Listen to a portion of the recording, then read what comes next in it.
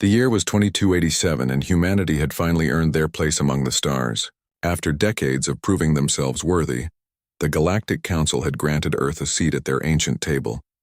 It was supposed to be an honor, a moment of pride for the entire human race. But as Ambassador Kyle Harrison stepped off the transport ship and onto the massive station orbiting Axis Prime, he could feel the weight of 1,000 judgmental eyes upon him. Kyle was 42 years old with short dark hair that was beginning to gray at the temples. He stood at 6 feet tall with a build that suggested he spent more time in the gym than behind a desk. His gray suit was perfectly pressed and his tie was straight, but there was something about the way he moved that spoke of a different life before diplomacy. His eyes were always watching, always calculating, never missing a single detail in his surroundings. Behind him walked 2 other humans. Linda Price was his communications officer, a woman in her 30s with blonde hair pulled back in a professional bun. She carried a data tablet and constantly reviewed the briefing materials for the upcoming negotiations. Greg Murphy was the security attaché, a broad-shouldered man with a military background that showed in his posture and alert demeanor. Both of them had worked with Kyle for 3 years and trusted him completely. The station itself was a marvel of alien engineering. It stretched for miles in every direction with gleaming metal corridors and transparent sections that offered breathtaking views of the planet below. Thousands of beings from hundreds of species walked these halls, conducting the business of galactic civilization. Humans were still a rare sight here, and many of the aliens stopped to stare at the newcomers with expressions ranging from curiosity to open hostility. Kyle led his small team through the winding passages toward the council chambers. They passed shops selling exotic goods, restaurants offering cuisine from a dozen worlds, and meeting rooms where deals worth entire planetary economies were being negotiated. The air was filled with a mixture of sounds and smells that reminded Kyle just how far from Earth they truly were. The council chambers were located in the heart of the station. 2 massive doors made of some crystalline material swung open as they approached, revealing the vast circular room beyond. Kyle paused for just a moment at the threshold, taking in the sight before him. The chamber was enormous, easily 200 feet across with a domed ceiling that displayed a projection of the galaxy itself. 17 raised platforms circled the room, each one occupied by a representative of an elder species. At the highest platform sat the Vorthene delegation. They were insectoid beings, each one standing nearly 7 feet tall with 4 arms and chitinous armor covering their bodies. Their compound eyes glittered in the artificial light as they watched the humans enter. High Chancellor Drexival was their leader, an ancient being who had sat on this council for over a century. His mandibles clicked together in what might have been amusement or contempt as Kyle approached the center of the chamber. Kyle walked with measured steps to the speaker's platform in the middle of the room. Linda and Greg remained at the entrance as protocol demanded. Only the primary representative was allowed to address the council directly. He placed his hands on the railing and looked up at the assembled aliens, meeting each of their gazes in turn. The Vorthene spoke first, their language translated instantly by the advanced systems built into the chamber. High Chancellor Drexival's voice was a series of clicks and hisses that became words in Kyle's earpiece. "Welcome, Ambassador Harrison. Humanity has been granted the privilege of presenting their petition to this council. You may speak." Kyle nodded respectfully before beginning. He had rehearsed this speech 100 times during the long journey to Axis Prime. "Honored members of the Galactic Council, I come before you today on behalf of Earth and all her people. We seek permission to establish mining operations in the Outer Rim territories, specifically in sectors 7 through 12. These regions are currently unclaimed, and the resources there would greatly benefit not only humanity but could be shared with other council members through fair trade agreements." He went on to outline the specifics of humanity's proposal. The mining operations would be conducted using methods that minimized environmental impact. Human ships would respect all established trade routes and territorial boundaries. Earth was willing to pay a reasonable fee for the rights and would submit to regular inspections to ensure compliance with galactic law. As Kyle spoke, he watched the reactions of the various delegates. Some seemed genuinely interested in what he had to say. Others appeared bored or dismissive. But it was the Catherine delegation that concerned him most. They were reptilian beings, larger and more muscular than humans, with scales that ranged from deep green to dark brown. Their eyes were yellow with vertical slits for pupils, and when they opened their mouths, rows of sharp teeth were visible. The Catherine representative, Commander Thexron, was particularly imposing. He stood over 8 feet tall with scars crisscrossing his scaled face. His arms were thick with muscle, and Kyle could see the outline of weapons beneath his ceremonial robes. Thexron listened to Kyle's speech with growing agitation, his tail lashing back and forth behind him. When Kyle finished speaking, there was a moment of silence in the chamber. Then Thexron rose from his seat and his voice boomed through the translation system. "This is absurd. Humanity has no business making such demands. They are newcomers, barely out of their own solar system for more than a generation. The Outer Rim territories are dangerous and require species with proven stability and maturity. Humans are violent, unpredictable, and unworthy of such responsibility." Kyle kept his expression neutral even as anger flared in his chest. He had expected resistance, but the venom in Thexron's words was surprising. He responded carefully, keeping his tone diplomatic and measured. "Commander Thexron, I understand your concerns. However, humanity has demonstrated our commitment to peace through our actions. We have honored every agreement made with other species. Our technology is advanced and our people are capable. We ask only for the same opportunities granted to other council members." The debate continued for hours. Other species joined in, some supporting humanity's request and others echoing Thexron's objections. The Vorthene mostly remained silent, observing the proceedings with their unreadable compound eyes. Kyle answered every question and addressed every concern with patience and professionalism. But beneath his calm exterior, he was beginning to realize that this negotiation was going to be far more difficult than anyone had anticipated. As the first session finally drew to a close, Kyle returned to his quarters with Linda and Greg.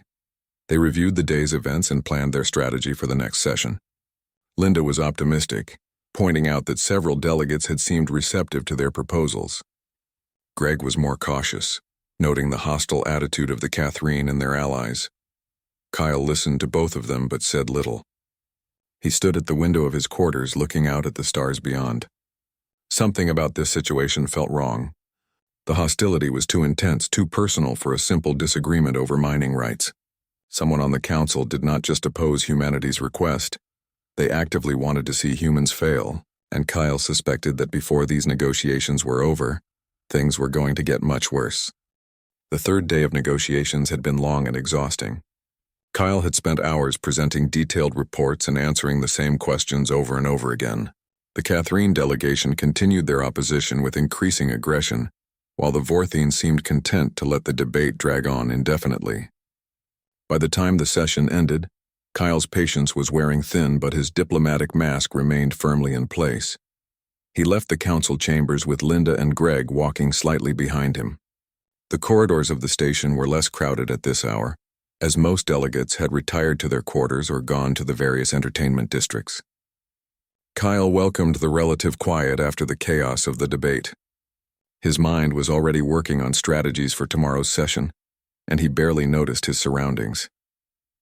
They turned down a side corridor that served as a shortcut to the human delegation's quarters. The lighting here was dimmer than in the main passages, and the walls were plain metal, instead of the decorative materials used in the public areas. It was a service corridor, really, used mostly by maintenance workers and those who knew the station well enough to navigate its hidden paths. Kyle was reviewing something on his datapad when Greg suddenly stopped walking. The security attaché's hand moved toward his sidearm and his voice was tense when he spoke. "Ambassador, we have company." Kyle looked up and saw them immediately. 6 Catherine warriors stood blocking the corridor ahead. They were all wearing the traditional armor of their species, dark plates that covered their chests and shoulders while leaving their powerful arms free. Each one was armed with weapons that hung from their belts. The leader was unmistakable even at this distance. Commander Thexron stood in the center of the group, his yellow eyes fixed on Kyle with undisguised hatred. Linda moved closer to Kyle, and he could hear her breathing quicken with fear. Greg positioned himself slightly in front of both of them, his body language shifting into a defensive stance. Kyle placed a hand on Greg's shoulder and gently pushed him back. His voice was calm and steady when he spoke. "Stand down, Greg. Let me handle this." The 3 humans continued walking forward until they were only 10 feet from the Catherine warriors. Kyle stopped and met Thexron's gaze directly. "Commander, this is unexpected. Is there something I can help you with?" Thexron's mouth opened in what might have been a smile, revealing rows of sharp teeth. His voice was a low growl that echoed off the metal walls. "Help us, no, little human. We are here to help you, to teach you a lesson about respect and knowing your place in this galaxy." Kyle kept his hands visible and his posture non-threatening. "Commander, if you have concerns about humanity's proposal, I would be happy to discuss them in a more appropriate setting. Perhaps we could schedule a private meeting in one of the conference rooms." The Catherine warrior laughed, a harsh sound that made Linda flinch. "Conference rooms, meetings. You humans think everything can be solved with words and documents. But some lessons must be taught differently. You stand before the council and make demands as if you are equals to species who have traveled the stars for thousands of years. You are children playing at politics, and someone needs to remind you of that fact." Kyle's expression never changed, but his mind was racing through options. The corridor was narrow with no side exits within running distance.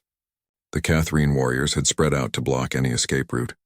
Station security was nowhere to be seen, and Kyle suspected that was not a coincidence. Someone had arranged for this confrontation to happen in a place with no witnesses and no help. He tried one more time to defuse the situation diplomatically.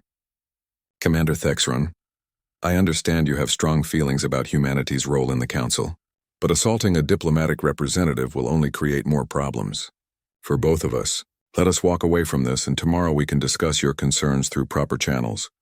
Thexron took a step forward, and his voice dropped to a menacing whisper. "You think we fear consequences? You think your pathetic species matters enough for anyone to care what happens to you? The council does not want you here, human. We tolerate your presence because it amuses some of the elder species to watch you struggle, but you are nothing. Weak, soft, barely worth the effort of crushing." Before Kyle could respond, Thexron's arm lashed out with shocking speed. The back of his clawed hand struck Kyle across the face with enough force to snap his head to the side. Pain exploded through Kyle's cheek, and he felt something warm running down his face. Blood, the metallic taste filled his mouth. Linda screamed, and Greg surged forward, but two of the Catherine warriors grabbed him. The security attaché fought against their grip, but they were far stronger than any human. They held him in place while he shouted threats and struggled uselessly against their restraining arms. Kyle stumbled backward from the blow but managed to keep his feet. He raised his hand to his face, and it came away red with blood. He looked at Thexron and saw the Catherine commander watching him with satisfaction. The alien wanted him to fight back, wanted him to give them an excuse to escalate this even further, so Kyle did nothing. He simply stood there and met Thexron's gaze with calm eyes. The commander's expression shifted from satisfaction to anger at not getting the reaction he wanted. "You will not even defend yourself. Pathetic." The second blow caught Kyle in the stomach. Air rushed from his lungs and he doubled over, gasping for breath. Stars danced in his vision and his legs nearly gave out beneath him. Through the ringing in his ears, he could hear Linda crying and Greg shouting for them to stop. Thexron grabbed Kyle by the front of his suit jacket and hauled him upright. The fabric tore under the Catherine's strength. "You humans think you are so clever, so advanced. But without your ships and your weapons, you are nothing but weak flesh. Let me show the council what happens when we strip away your toys." The third strike was a kick that sent Kyle sprawling to the metal floor. His shoulder hit first and pain shot through his entire arm. He rolled onto his back and looked up at the 6 Catherine warriors standing over him. Thexron gestured to his companions and they moved forward. What followed lasted only 30 seconds but felt like an eternity. Boots and clawed hands struck Kyle from every direction. He tried to protect his head and vital organs, but there were too many of them. Ribs cracked. His lips split open. Blood ran from his nose and mixed with the blood already covering his face. Each impact sent fresh waves of agony through his body. Linda was screaming for security. Greg was still struggling against the 2 warriors holding him, his voice hoarse from shouting, but no help came.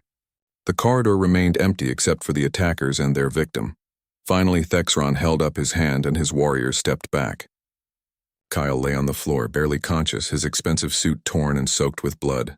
Every breath was painful, and he was fairly certain at least 3 of his ribs were broken. The Catherine commander leaned down until his reptilian face was inches from Kyle's. "Remember this moment, human. Remember what happens when you forget your place. Take your little mining proposal and leave this station. Go back to Earth and tell your leaders that the galaxy is not ready for humanity, and it never will be." Thexron straightened and spat on Kyle's prone form. The glob of saliva hit his chest and the Catherine warriors laughed. Then, as suddenly as they had appeared, they turned and walked away down the corridor. Their footsteps echoed off the walls and gradually faded into silence. Linda rushed to Kyle's side as soon as they were gone. She was crying openly now, her hands shaking as she tried to assess his injuries. Greg was released by his captors and he immediately activated his communicator, calling for medical assistance and security. Kyle lay still for a moment, his eyes closed and his breathing shallow. Linda leaned over him, tears falling onto his bloodied face. "Ambassador, stay with me. Help is coming. Just hold on." Then Kyle's hand moved. His fingers wrapped around Linda's wrist, not hard but firm enough to get her attention. His eyes opened and Linda gasped at what she saw there. Not pain, not fear, not even anger. Just a cold, calculating awareness that made her shiver despite the warm station air. Kyle's voice was quiet but steady, barely more than a whisper.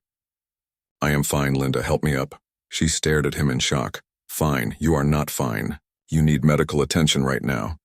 But Kyle was already moving. With Linda's reluctant assistance, he pushed himself into a sitting position. Blood dripped from his face onto the metal floor. His suit was ruined and he moved with obvious pain, but his eyes were clear and focused. He looked down the corridor where the Catherine had disappeared, and something that might have been a smile crossed his battered face.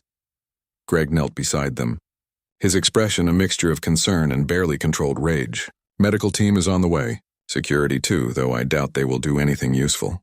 "Ambassador, who were those guards who should have been patrolling this section?" Kyle did not answer immediately. He was thinking about something else entirely.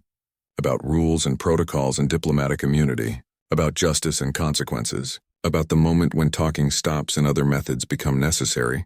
He had tried to be a diplomat. Had tried to solve problems with words and reason and patience. But the galaxy had just taught him that sometimes diplomacy is not enough. The medical bay of the station was filled with advanced equipment from a dozen different worlds. Doctors who specialized in treating multiple species worked quickly to repair Kyle's injuries.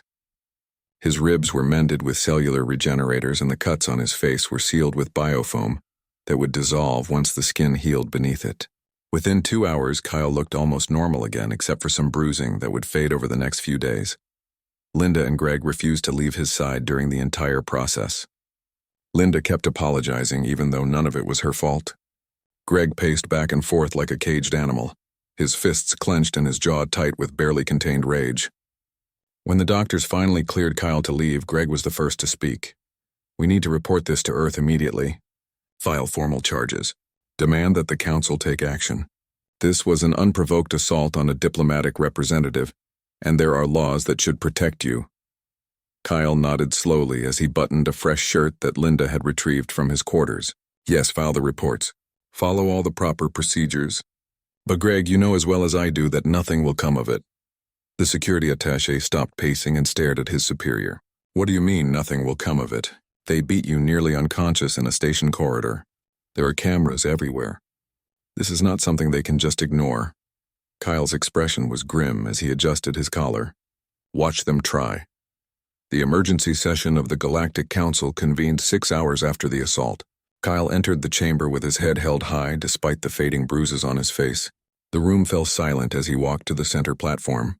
Every delegate present could see the evidence of what had happened, and their reactions ranged from shock to satisfaction. "High Chancellor." Drexval called the session to order with a series of clicks from his mandibles. "The Council has been made aware of an unfortunate incident involving Ambassador Harrison. We have gathered to determine the appropriate response to this matter." Several delegates immediately spoke up to condemn the attack. The Pelrathi representative, a floating being composed of bioluminescent gas, expressed outrage that such violence could occur on a neutral station. The winner delegate, a small furry creature with large eyes, called for immediate sanctions against the Catherine. But the Catherine delegation showed no remorse. Commander Thexron stood at his platform with his arms crossed and his expression defiant. The human ambassador provoked the incident through his disrespectful attitude toward Catherine culture. "My warriors were defending the honor of our species." Kyle listened to this obvious lie with no visible reaction. Linda, who was watching from the gallery, wanted to scream at the injustice of it. But Kyle had warned her to remain silent no matter what was said. High Chancellor Drexval seemed all too willing to accept Thexron's version of events. Perhaps the ambassador was not aware of certain cultural sensitivities. These misunderstandings can happen when species are new to galactic society. I propose we form a committee to investigate the matter thoroughly. Such an inquiry will of course take time, possibly several months, to ensure all perspectives are properly considered. Kyle stepped forward to the speaking position. His voice was calm, but there was an edge to it that had not been there before. High Chancellor, 6 armed warriors attacked me in an empty corridor. I made no provocative statements or gestures. This was not a cultural misunderstanding. It was assault, and it was premeditated. Drexval's compound eyes glittered in the chamber's light. That is your perspective, Ambassador. But without clear evidence, we must consider all possibilities. I am sure you understand the importance of due process. Kyle understood perfectly. The council was going to do nothing. They would form committees and conduct investigations that went nowhere. They would write reports and hold meetings, and eventually the whole matter would be quietly forgotten. Justice, he realized, was not something the Galactic Council was interested in providing to humanity. Earth's government response came through official channels within hours. They demanded immediate sanctions against the Catherine, a formal apology, and the arrest of everyone involved in the attack. The Council acknowledged receipt of Earth's demands and promptly filed them away for future consideration, which meant never. Kyle returned to his quarters after the session and dismissed both Linda and Greg. They protested, but he was firm. I need some time alone. Go get some rest. Tomorrow we continue the negotiations as if nothing happened. Linda looked at him with concern. Ambassador, maybe we should request a replacement. You have been through a traumatic experience and no one would blame you for stepping down. Kyle's smile was cold. Step down, that is exactly what they want, Linda. They beat me hoping I would leave, hoping humanity would tuck its tail between its legs and crawl back to Earth. I am not giving them that satisfaction. After they left, Kyle sat alone in the dim light of his quarters and stared at the communications console. His fingers moved across the controls with practiced ease, activating encryption protocols that were far beyond standard diplomatic security. He initiated a call that bounced through 17 relay stations and several quantum tunnels before finally connecting to a secure facility on Earth. The face that appeared on the screen belonged to Director Susan Cole. She was in her 50s with gray hair cut short and eyes that missed nothing. She had been Kyle's handler during his previous career, and she knew him better than almost anyone alive. Kyle, I heard what happened. Are you all right? Kyle touched the fading bruise on his cheek. I have been better, but that is not why I called. The Council is not going to do anything about this. They are going to let it slide and hope humanity accepts it. Susan leaned forward in her chair. Earth's government is prepared to apply pressure. Economic sanctions, trade restrictions, possibly even military posturing if necessary. That will take months and accomplish nothing. Kyle's voice was steady, but there was something in his eyes that made Susan sit back. These species only understand strength, Director. We tried diplomacy. We tried following their rules. They responded by beating a human representative and facing zero consequences. It is time for a different approach. Susan was quiet for a long moment. She knew what Kyle was suggesting without him having to say it explicitly. What do you need? Kyle began listing items and Susan made notes. Within an hour, the arrangements were made. A cargo ship registered to a small trading company would arrive at the station in 2 days, carrying diplomatic pouches for the human delegation. Those pouches were protected by interstellar treaty and could not be inspected by station security. What they contained would never appear on any official manifest. After ending the call with Susan, Kyle accessed another secure channel. This one connected him to individuals scattered across human space. They were former teammates from his previous life, operators who had served with him in the Shadow Operations Division. The messages he sent were brief and coded, but the responses came back quickly. His old team was ready if he needed them. Kyle stood and walked to the window of his quarters. He looked out at the vast station with its thousands of inhabitants going about their daily business. Most of them had no idea that something had shifted in the last few hours. They did not know that the human diplomat they had dismissed as weak was actually something far more dangerous. The next morning, Kyle sent Linda and Greg back to Earth on the next available transport. They both argued vehemently against leaving him alone, but Kyle was insistent. "I need you to deliver some documents to the Foreign Ministry in person. Documents that cannot be trusted to electronic transmission." It was a thin excuse, but it was an order, and they had no choice but to obey. Greg pulled Kyle aside before boarding the transport. His voice was low and urgent. "Ambassador, I know what you are planning. I recognize that look in your eyes because I used to see it in the mirror during my military days. Please be careful." Kyle gripped Greg's shoulder. "I am always careful. That is why I am still alive."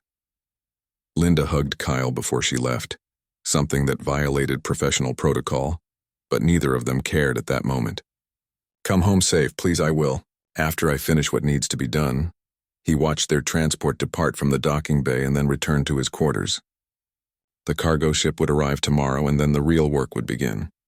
Kyle sat at his desk and pulled up files that officially did not exist. His personnel record from the Shadow Operations Division, mission reports that were sealed under the highest security clearance, and psychological evaluations that painted a picture of a man who was very good at solving problems that could not be solved through conventional means. Kyle Harrison had spent 15 years as one of humanity's most effective covert operatives before retiring to join the Diplomatic Corps. He had believed that chapter of his life was over, that he could serve his species through words and negotiation instead of action and violence. But the Galactic Council had made a critical error in judgment. They had mistaken his choice of peace for inability to do otherwise. The Catherine warriors who had attacked him were celebrating their victory in the station's entertainment district.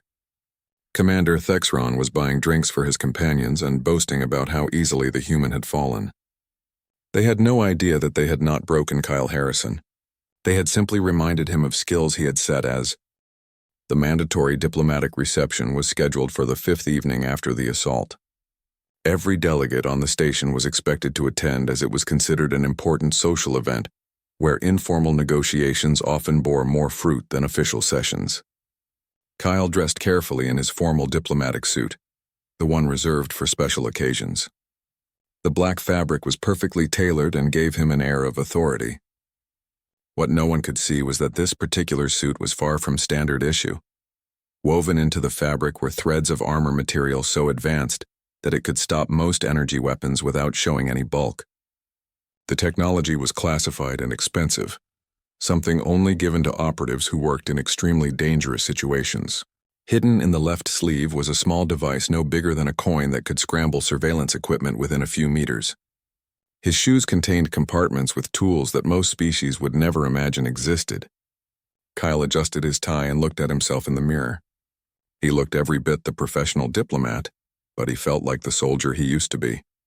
The grand ballroom was magnificent, with crystal chandeliers hanging from a ceiling 3 stories high. Tables laden with food from 100 worlds lined the walls, and servers moved through the crowd carrying trays of exotic drinks.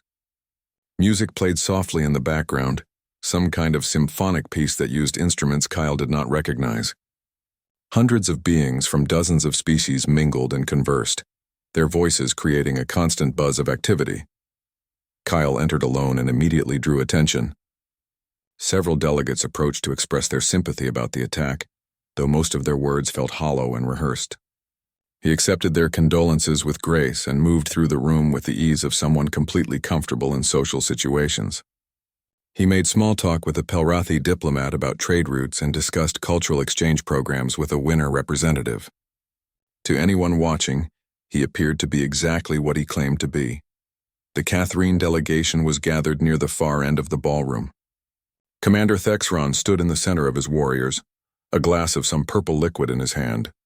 He was laughing at something one of his companions said and looked entirely at ease. When he spotted Kyle entering the room, his laughter grew louder and more mocking. Several other delegates noticed the interaction and moved away, not wanting to be near if another confrontation occurred.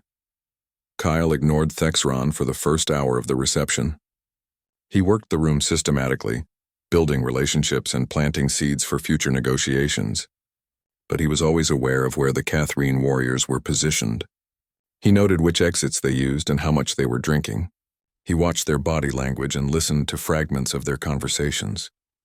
He was gathering intelligence just as he had been trained to do decades ago. As the evening progressed, Kyle gradually moved closer to the ballroom's main exit. He timed his movements carefully, waiting for the right moment. When Thexron finally separated from his group to refill his drink, Kyle positioned himself near the doorway. The encounter appeared entirely coincidental to anyone watching. Thexron saw Kyle and his expression shifted to one of cruel amusement. "Well, if it is not the brave human diplomat, I am surprised to see you still here. I thought perhaps you would have run back to Earth by now." Kyle turned to face the Catherine commander with a slight smile on his face. "Why would I leave, Commander? The negotiations are progressing quite well, actually." Thexron moved closer, using his considerable height to loom over the human. His breath smelled of alcohol and something sharper. "You should have stayed down in that corridor, little diplomat. We could have killed you and your pathetic council would have done nothing. They do not care about humanity. You are insects to them, barely worth noticing." Kyle's smile never wavered, but his eyes went cold. "You are right about one thing, Commander. The council would have done nothing. That is why I am not relying on them." The Catherine's expression shifted to confusion for just a moment. "What are you talking about?" That moment of confusion was all Kyle needed. His body moved with speed that seemed impossible for someone who had been badly beaten just days before. Years of training and genetic enhancements that were humanity's closely guarded secret came flooding back. His right hand shot out and struck Thexron's throat with surgical precision, hitting the primary breathing vent that all Catherine possessed. The commander's eyes went wide as air suddenly became difficult to draw. Before Thexron could react, Kyle's left hand struck the nerve cluster at the base of his skull. The blow was calculated perfectly, delivered with just enough force to disrupt the neural pathways without causing permanent damage. Thexron's legs buckled slightly and Kyle's third strike hit the knee joint that bore most of the Catherine's weight. The entire sequence took less than 2 seconds. Commander Thexron, who stood over 8 feet tall and outweighed Kyle by more than 100 pounds, collapsed to the floor like a puppet with its strings cut. He was unconscious before his body finished falling. Kyle calmly adjusted his suit jacket and checked his cufflinks. The device in his sleeve had activated automatically, creating a small bubble of electromagnetic interference that caused the nearby security cameras to show nothing but static for exactly 4 seconds. Kyle walked away from the unconscious Catherine and rejoined the reception as if nothing had happened. It took almost 30 seconds before someone noticed Thexron lying on the floor near the exit. By that time, Kyle was on the other side of the ballroom discussing agricultural exports with a delegate from a farming world. When the commotion started and security arrived, Kyle expressed appropriate concern and offered to help in any way he could. The investigation went nowhere. The security footage showed only static at the critical moment. No witnesses could say exactly what happened. Thexron himself could not remember anything after approaching the human diplomat. The station's medical staff determined he had suffered some kind of neurological incident, possibly brought on by excessive alcohol consumption. The matter was filed away as an unfortunate accident. Over the next 72 hours, the other 5 Catherine warriors who had participated in the assault experienced their own unfortunate accidents. The first was found unconscious in his quarters, suffering from severe oxygen deprivation. The environmental systems in his room had malfunctioned in a way that was highly unusual, but ultimately ruled as equipment failure. He survived but would require weeks of recovery. The second warrior was in one of the station's zero-gravity recreation areas when the gravity plating beneath him suddenly activated at triple normal strength. The massive Catherine was slammed into the floor with bone-breaking force. Technicians were baffled as the gravity systems had multiple redundancies specifically to prevent such malfunctions. Another accident, they concluded, though an extremely unlikely one. The third warrior became violently ill after eating at a diplomatic buffet. The food had been prepared according to Catherine dietary requirements and tested for contamination. Yet somehow this particular individual consumed something that reacted badly with his biology. He spent 2 days in medical isolation while doctors worked to flush the toxins from his system. The fourth and fifth warriors were both found unconscious in different parts of the station, each having apparently fallen and struck their heads on equipment. The falls were ruled accidental, though the odds of 2 warriors from the same unit suffering similar mishaps within hours of each other seemed statistically improbable. Station security launched an investigation but found no evidence of foul play. Kyle continued attending council sessions throughout this period.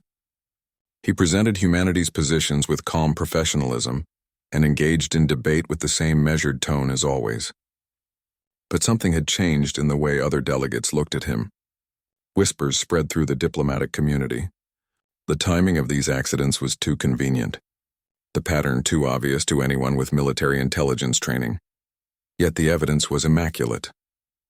Each incident could be explained as mechanical failure or unfortunate coincidence. There was nothing concrete to suggest that Kyle Harrison had anything to do with any of it. No witnesses placed him near the scenes. No security footage showed him doing anything inappropriate. He maintained perfect alibis for each incident. Some delegates began to recall things they had heard about humanity. Stories passed along trade routes about human military capabilities. Rumors of special operations forces that moved like ghosts. Tales of genetic enhancements and training programs that produced soldiers far deadlier than their physical appearance suggested. Most had dismissed these stories as exaggeration or propaganda. Now they were not so sure. The Vorthine High Chancellor requested a private meeting with Kyle. They met in a secure chamber with no recording devices and no witnesses. Drexaval did not waste time with pleasantries. His mandibles clicked with agitation as he spoke. "What have you done, Ambassador Harrison?" Kyle sat across from the insectoid leader with his hands folded calmly in his lap. "I have continued to represent humanity's interests through proper diplomatic channels, High Chancellor. Was there something specific you wish to discuss? Do not play games with me, human. 6 Catherine warriors are injured or incapacitated. The same 6 who were involved in your